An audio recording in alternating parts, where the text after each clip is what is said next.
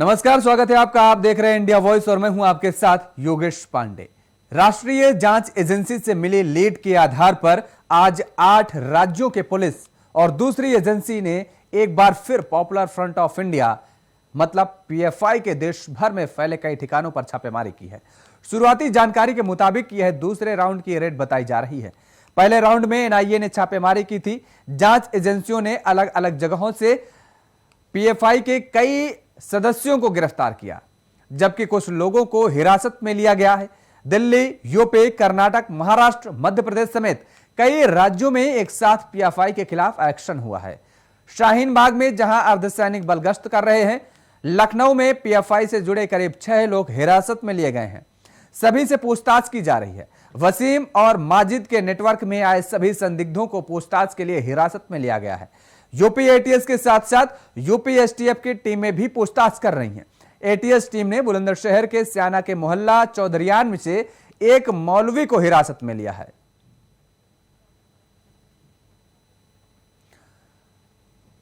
और ये तस्वीरें हम आपको दिखा रहे हैं उत्तर प्रदेश के अलग अलग जगहों की हैं। ये 5 तस्वीरें हम आप तक पहुंचा रहे हैं।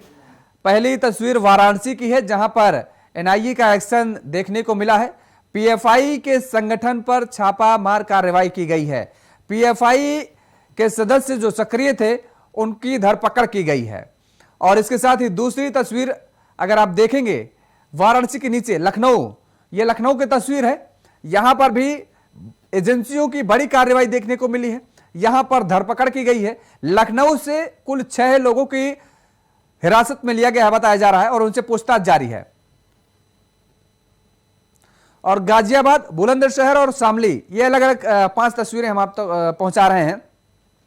और इस पूरे मामले को लेकर के एडीजी प्रशांत कुमार ने क्या कहा, एडीजीएलओ ने, वो मैं आपको सुनाता हूं। पारित की गई हिंसा एवं उक्त संगठन के सदस्यों की बढ़ती हुई राष्ट्र विरोधी गतिविधियों के दृष्टिगत जनपदीय पुलिस, एसटीएफ एवं एटीएस उत्तर प्रदेश द्वारा संयुक्त रूप से प्रदेश के 26 जनपदों में एक साथ संस्था के पदाधिकारियों एवं सदस्यों के ठिकानों पर रेड की गई, जिसमें कुल 57 व्यक्ति हिरासत में लिए गए।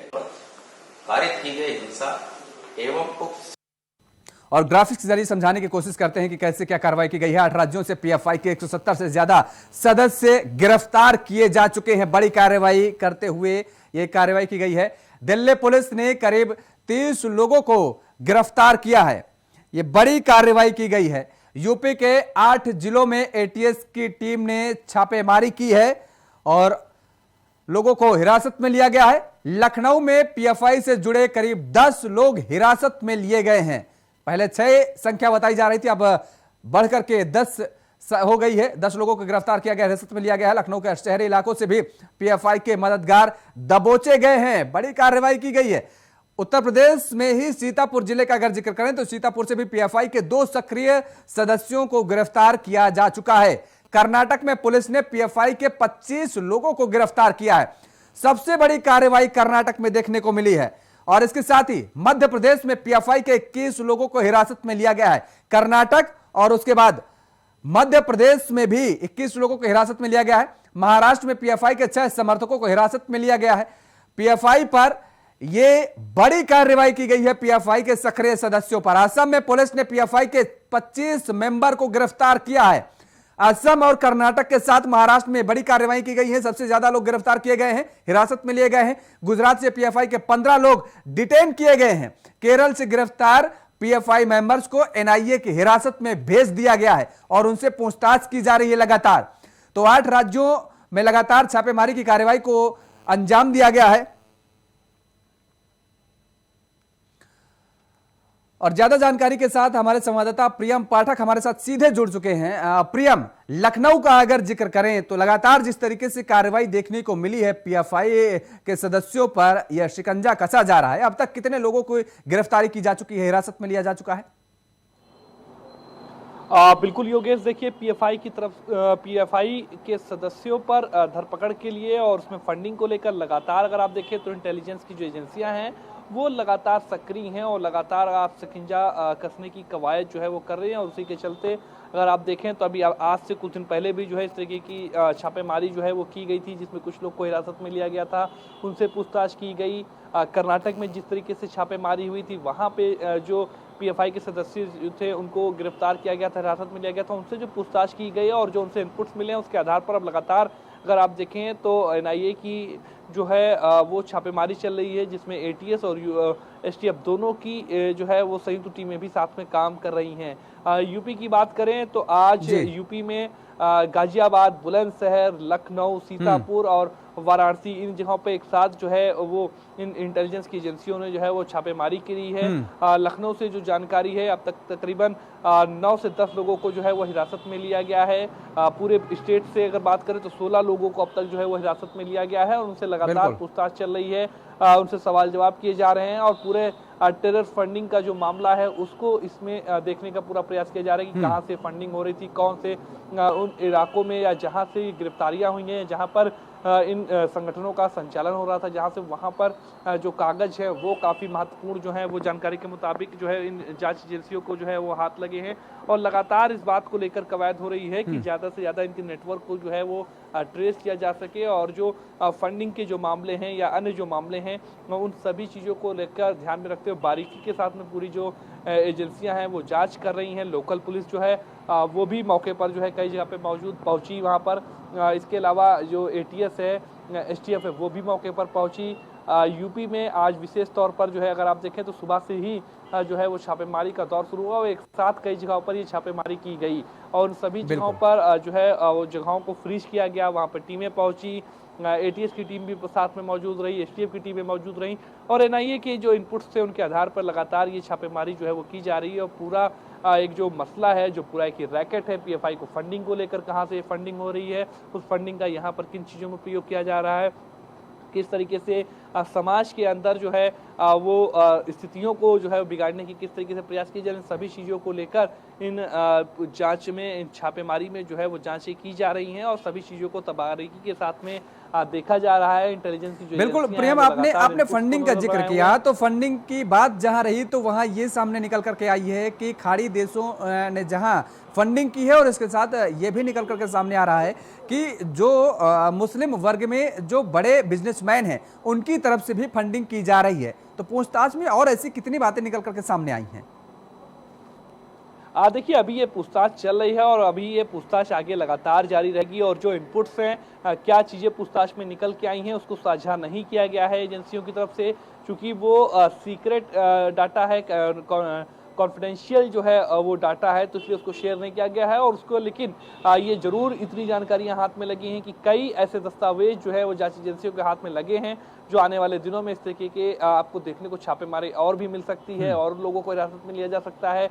और जो ये फंडिंग हो रही थी, कहाँ से हो रही थी, जिस तरीके से आपने भी बताया, इन सभी चीजों को देखा जाएगा। उन लोगों को फंडिंग कहाँ से आ रही थी, इस फंडिंग प्रियम आपको यहाँ पर था और इस बिल्कुल चलिए प्रेम, लेकिन जिस तरीके से कार्रवाई की जा रही है, लगातार ये ताबड़तोड़ कार्रवाइयाँ चल रही हैं, वो चाहे हम उत्तर प्रदेश का जिक्र करें, दिल्ली का जिक्र करें, कर्नाटक का जिक्र करें, महाराष्ट्र का जिक्र करें, मध्य प्रदेश का जिक्र करें, हर प्रदेश में ताबड़तोड़ कार्रवाई करने को जो की जा रही है वो देखने को मिल रही है। अगर उत्तर प्रदेश का हम केवल जिक्र करें, उत्तर प्रदेश में ऐसे कितने जिले हैं जहाँ पर ये कार्रवाई की गई है, एनआईए की तरफ से छापेमारी की कार्रवाई को अंजाम दिया गया है? देखिए आज जो ये छापेमारी हुई है इसमें शामली, बुलंदशहर, गाजियाबाद, वाराणसी, लखनऊ और सीतापुर, ये 6 शहर हैं जहां पर आज एक साथ जो है इन जांच एजेंसियों की तरफ से छापेमारी की गई है। जो जानकारी उसके मुताबिक अब तक 16 लोगों को जो है वो हिरासत में लिया गया है, उनसे पूछताछ की जा रही है। कई इनपुट्स जो हैं वो हाथ लगे हुए हैं। जिन चीज़ों को लेकर जो पहले से इनपुट्स मिले थे उनके आधार पर जब जांच की गई तो वो चीज़ें भी सही पाई गई हैं। वहाँ पर ऐसी चीज़ें जो है वो मिली हैं और माना जा रहा है कि ये जांच में अब और भी लोग जो है वो जल्दी इस जांच के दायरे में जो है वो आएंगे, जल्दी जो है उनको भी धर पकड़ने की जो है वो कवायद की जाएगी। पूरे इस नेटवर्क को, पूरे इस जो पूरा ये सेगमेंट है इनका, इनको ट्रेस करने की कवायद जो है वो की जा रही है और माना जा रहा है कि आने वाले दिनों में भी इस तरीके की छापेमारी और भी देखने को मिल सकती है। योगेश, बिल्कुल, ये प्रियम कहा जा सकता है कि जिस तरीके से पिछले दिनों यानी 22 तारीख को भी लगातार इस तरीके की तमाम जगह छापेमारी की कार्रवाई को अंजाम दिया गया। उसके बाद सैकड़ों लोगों को गिरफ्तार किया गया, 100 से ज्यादा लोगों की गिरफ्तारी की गई, हिरासत में लिया गया, उनसे पूछताछ जारी है। आज दूसरे राउंड की यह छापेमारी कार्रवाई को अंजाम दिया गया। ये कहा जा सकता है कि अब पीएफआई की जो आतंकवादी गतिविधियां हैं, यानी कहा जा सकता है इस संगठन की कमर तोड़ने का काम एनआईए ने अब पूरी तरीके से ठान लिया है। बिल्कुल, देखिए समय समय पर एनआईए की तरफ से इस तरीके के जो संगठन हैं या जो भी ऐसी जो कह सकते हैं देश विरोधी गतिविधियां होती हैं, उनको लेकर एनआईए लगातार इस तरीके के अपने ऑपरेशंस जो है वो करती रहती है। इस तरीके के लगातार उनके अभियान जो है वो चलते रहते हैं। फिलहाल अभी जो है वो पीएफआई को देखें तो उसमें लगातार आप देखें अभी कुछ दिन पहले ही जो है वो कई राज्यों में एक साथ जो है वहां पर छापेमारी की गई थी, कई लोगों को हिरासत में लिया गया था और उनके आधार पर जो इनपुट्स मिले उसके आधार पर आज जो है वो फिर से जो है ये छापेमारी एक साथ कई जगहों पर की गई है।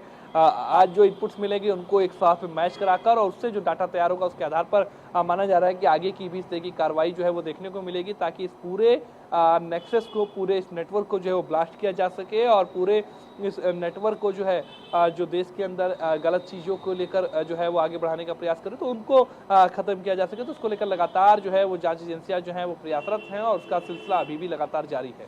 प्रियम, यहाँ पर एक चीज़ और जानना चाहेंगे, दर्शकों से आप साझा करिए कि उत्तर प्रदेश में जो छापेमारी की कार्रवाई को अंजाम दिया गया है, उत्तर प्रदेश की पुलिस की तरफ से क्या कुछ जानकारी दी गई है? देखिए, उत्तर प्रदेश पुलिस की तरफ से एडीजी एलओ का जो बयान आया, जैसा कि अभी हमने अपने दर्शकों को सुनाया, भी उनका साफ तौर पर कहना है कि इस तरीके के देश विरोधी गतिविधियों को लेकर जो है वो इनपुट्स मिल रहे थे और उसके आधार पर आज एसटीएफ और एटीएस की टीम ने लगातार जो कई जिले हैं वहां पर छापेमारी की है। वहां पर उनको कई महत्वपूर्ण जानकारियां जो हैं वो उनके हाथ में लगी हैं और कई महत्वपूर्ण। ठीक है, प्रियम यहाँ पर आपको रोकेंगे। हमारे साथ कांग्रेस के राष्ट्रीय प्रवक्ता सुरेंद्र राजपूत जी जुड़ गए हैं। सुरेंद्र जी, आपका बहुत बहुत स्वागत है इंडिया वॉइस पर। जी धन्यवाद। लगातार जिस तरीके से एनआईए की कार्रवाई को देखने को मिल रही है, पीएफआई के जो सक्रिय सदस्य हैं उनकी धरपकड़ जारी है, ये कहा जा सकता है कि अब पीएफआई की कमर तोड़ने के लिए एनआईए ने ठान लिया है। क्या कुछ कांग्रेस का रुख है? देखिए, कट्टरवादिता पर कोई समझौता नहीं है। कट्टरवादिता किसी भी तरफ की हो वो खतरनाक है। उसके खिलाफ अगर सुरक्षा एजेंसियां कोई कार्रवाई करती हैं तो ये राजनीतिक विषय नहीं है, सुरक्षा से संबंधित विषय है। सुरक्षा से संबंधित विषय पर राजनीति नहीं होनी चाहिए। बिल्कुल राजनीति नहीं होनी चाहिए, लेकिन जिस तरीके की जो चीजें सामने निकल करके आई हैं, क्या आप इस काम को लेकर के सरकार के साथ में कंधे से कंधा मिलाकर के खड़े हैं? क्योंकि पीएफआई का दरअसल ये पहला मामला नहीं है, कितनी दफा मामले आ चुके हैं कि पीएफआई का नाम आया है कि आतंकवादी गतिविधियों में वो संलिप्त है। आप ये मानते हैं कि पीएफआई जैसे संगठन को बैन कर देना चाहिए? भारतीय जनता पार्टी की सरकार इतनी कायर और इतनी निकम्मी है, पिछले 8 साल से लगातार कांग्रेस मांग कर रही है और सुप्रीम कोर्ट में भारतीय जनता पार्टी की सरकार के वकील तुषार मेहता कहते हैं कि पीएफआई राजनीतिक संगठन है। ये जवाब तो भारतीय जनता पार्टी के नेताओं को से पूछिए। हम लोग तो कट्टरवाद के खिलाफ किसी भी कार्रवाई का समर्थन करते हैं, सुरक्षा एजेंसियों की कार्रवाई का समर्थन करते हैं। भारतीय जनता पार्टी मूल रूप से वोटों की राजनीति के लिए पीएफआई का खेल खेलती है और पीएफआई को कहीं ना कहीं बैन नहीं करती। बहुत बहुत शुक्रिया तमाम सारी जानकारी और हमारे साथ चर्चा करने के लिए, समय देने के लिए सुरेंद्र राजपूत जी। तो जिस तरीके से लगातार ये कार्रवाई की जा रही है और कांग्रेस का साफ तौर पर कहना है, अभी कांग्रेस के राष्ट्रीय प्रवक्ता सुरेंद्र राजपूत जी को आपने सुना कि किस तरीके से वो कह रहे हैं कि कांग्रेस लगातार इस बात की मांग कर रही है कि दरअसल पीएफआई जैसे संगठन को जो आतंकवादी गतिविधियों में संलिप्त हैं उन पर बैन लगाया जाए। प्रियम हमारे साथ लगातार बने हुए हैं। प्रियम, आवाज मिल पा रही है आपको? प्रियम, आवाज मिल पा रही है?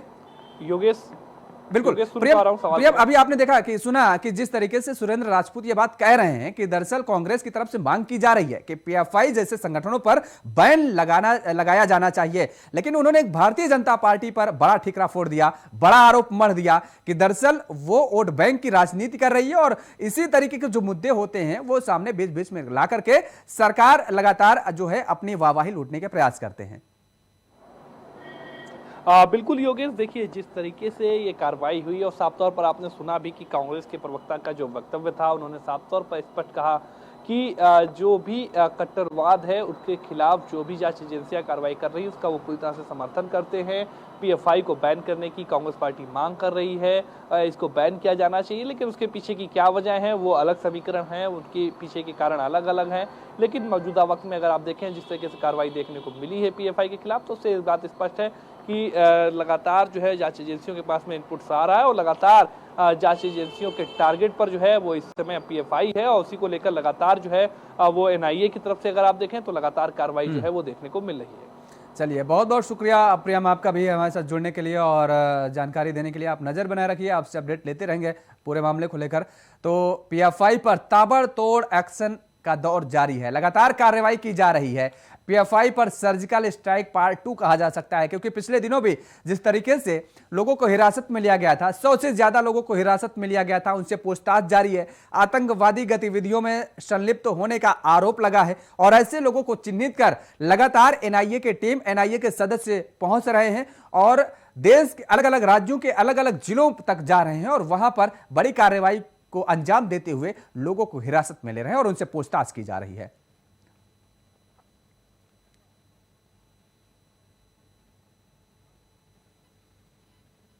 आज शाम उत्तर प्रदेश सरकार की कैबिनेट बैठक होगी। मुख्यमंत्री योगी आदित्यनाथ की अध्यक्षता में बैठक होगी। शाम 4:30 बजे से लोक भवन में यह बैठक होगी। बता दें कि सीएम योगी आदित्यनाथ के साथ कैबिनेट मंत्रियों की समिति आज की बैठक में 1 दर्जन से अधिक प्रस्तावों को मंजूरी मिल सकती है। इस बैठक के बाद आज की कैबिनेट बैठक में कई अहम प्रस्ताव पास हो सकते हैं और इन प्रस्तावों का लाभ किसानों के साथ आमजन और उद्योग को भी मिल सकता है। इसके अलावा कयास लगाया जा रहा है कि इस बैठक में वर्ष 2022-23 के लिए न्यूनतम समर्थन मूल्य पर धान, मक्का और बाजरा खरीद की नीतियों को भी मंजूरी मिल सकती है।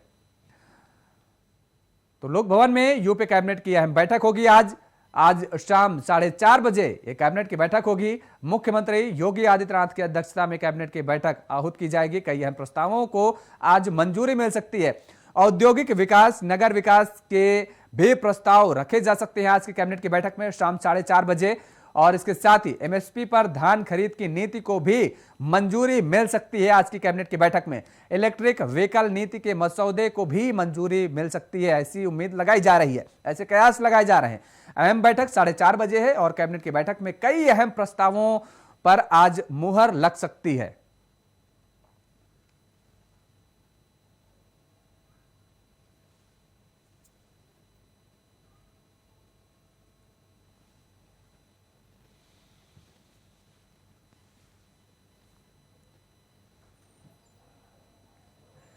तो औद्योगिक विकास, नगर विकास के भी प्रस्ताव आज पास हो सकते हैं। आपको बता दें कि लगातार जिस तरीके से सरकार जनता के हित में काम करती नजर आ रही है और उसी को लेकर के लगातार ये जो कैबिनेट की बैठक होती है उसमें कई अहम प्रस्ताव पास होते हैं और आज इसी कड़ी में अन्य कई ऐसे प्रस्ताव पास हो सकते हैं जिनमें किसानों को भी काफ़ी लाभ मिल सकता है। इलेक्ट्रिक व्हीकल नीति के मसौदे को भी मंजूरी की उम्मीद आज जताई जा रही है।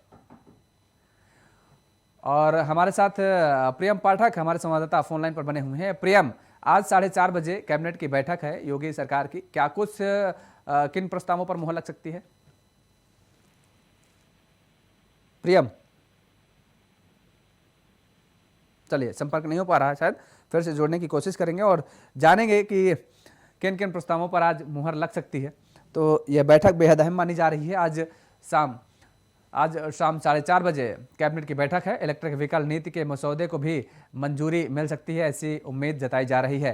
कैबिनेट बैठक में कई अहम बड़े फैसले लिए जाएंगे जिससे किसानों को भी कई लाभ मिल सकते हैं और कई अहम प्रस्तावों पर आज मुहर लगेगी। औद्योगिक विकास, नगर विकास के भी प्रस्ताव रखे जाएंगे जिनको आज मंजूरी कैबिनेट से मिल सकती है।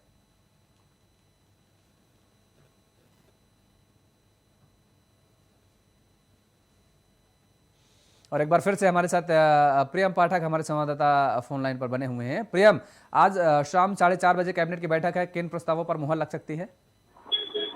योगेश, देखिए आज शाम को 4:30 बजे यानी कि अब से मैच कुछ देर बाद योगी कैबिनेट की अहम बैठक होगी। लोक भवन में ये बैठक होगी 4:30 बजे, जिसकी अध्यक्षता सीएम योगी आदित्यनाथ करेंगे। आज इस कैबिनेट में माना जा रहा है कई अहम प्रस्तावों को मंजूरी मिल सकती है, जिसमें औद्योगिक विकास है, नगर विकास विभाग है, इसके अलावा माध्यमिक शिक्षा विभाग है। इन विभागों के कई प्रस्ताव जो हैं वो आज इस बैठक में रखे जाएंगे, जिनको माना जा रहा है कि मंजूरी मिल सकती है। नगर विकास विभाग की तरफ से जो अहम प्रस्ताव है उसमें अयोध्या के अंदर जो नुगल की जमीन है उसके अधिग्रहण को लेकर प्रस्ताव आज कैबिनेट में लाया जाएगा और माना जा रहा है कि उसको आज मंजूरी मिल सकती है, ताकि अयोध्या के अंदर जिस तरीके से राष्ट्रीय स्तर पर उसको विकसित करने को लेकर कवायद चल रही है सरकार की तरफ से, उसमें नगर विकास विभाग की अहम भूमिका है और जमीन के अधिग्रहण के बाद में उससे बेहतर तरीके से चीजों को, विकास कार्यों का जो है वहाँ पे कह सकते हैं वो हो सकेंगे और इसलिए आज इसका प्रस्ताव जो है वो इस कैबिनेट बैठक में लाया जा सकता है। बहुत बहुत शुक्रिया तमाम सारी जानकारी देने के लिए प्रियम।